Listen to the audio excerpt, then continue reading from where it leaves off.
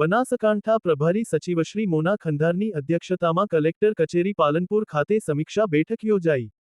બનાસકાંઠા જિલ્લાના માર્ગો, બ્રિજો, જાહેર સેવાઓની ઇમારતો, ડેમો સહિતના મુદ્દાઓ અંગે ઊંડાણપૂર્વક સમીક્ષા કરતા પ્રભારી સચિવશ્રીએ સંબંધિત અધિકારીશ્રીઓ સાથે જિલ્લાના વિવિધ બ્રિજ તથા શાળાનું સ્થળ નિરીક્ષણ કરીને જરૂરી સૂચન કર્યા.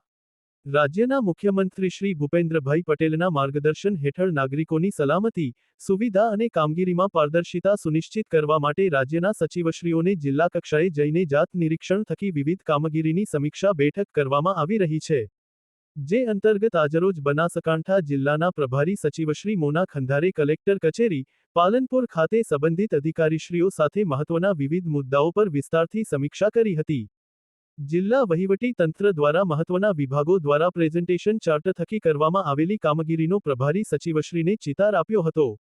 માર્ગો ઉપર વરસાદી સિઝન દરમિયાન થયેલું ધોવાણ નુકસાન બાદ દુરસ્તીકરણની કામગીરી અંગે પ્રભારી સચિવશ્રીએ સમીક્ષા કરી હતી.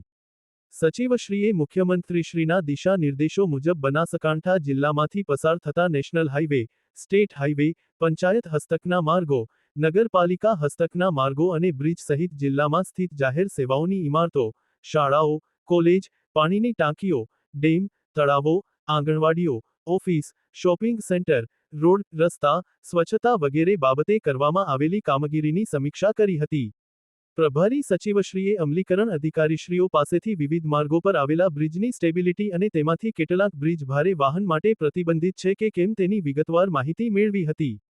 તેમણે બંધ કરાયેલા બ્રિજોની વિગતો મેળવી, બ્રિજની ટ્રાફિક ભાર ક્ષમતા, બ્રિજોની હાલની સ્થિતિથી ડાયવર્ઝન થયેલા રૂટમાં આવતા ગામડાઓના રોડ રસ્તાની મરામત અને મોટરેબલ રહે તે માટે સૂચનો કર્યા હતા. તેમણે જર્જરિત મકાન અને ટાંકીઓને તત્કાલિક ઉતારી લેવા તથા જરૂરી રિપેરિંગ, મેન્ટેનન્સ તથા વાહન વ્યવહાર સતત જળવાઈ રહે તેવા આયોજન કરવા અંગે જરૂરી માર્ગદર્શન આપ્યું હતું. રોડ અને બ્રિજ પર તેની ડિઝાઇન મુજબ જ વાહન વ્યવહાર પસાર થાય, ઓવર બ્રિજ પર પાણી ના ભરાય, શહેરના માર્ગો પર ભૂવા ના પડે તથા સ્વચ્છતા જળવાઈ રહે સહિતના મુદ્દાઓ પર ચર્ચા કરીને સમીક્ષા કરાઈ હતી. પ્રભારી સચિવશ્રીએ જિલ્લાના પ્રાથમિક અને માધ્યમિક શાળાના મકાનો, આંગણવાડી કેન્દ્રો, પ્રાથમિક આરોગ્ય કેન્દ્રો, પંચાયત ઘર અંગે પણ બારીકાઈથી સમીક્ષા કરી હતી. જોખમી હોય તેવી તમામ બિલ્ડિંગ બંધ કરવા અને આ માળખાની સ્થિતિને વધુ સુદૃઢ બનાવવા માટે તુરંત પગલાં લેવાના સૂચનો આપ્યા હતા. જિલ્લામાં નાગરિકોને કોઈ તકલીફ ન થાય અને સેવાઓ સતત ઉપલબ્ધ રહે તે જોવા ઉપર ખાસ ભાર મૂક્યો હતો. પ્રભારી સચિવશ્રીએ કાણોદર પ્રાથમિક શાળા નંબર 2 ખાતે સ્થળ વિઝિટ કરીને વર્ગખંડો તથા મધ્યાહન ભોજન કેન્દ્રનું નિરીક્ષણ કર્યું હતું.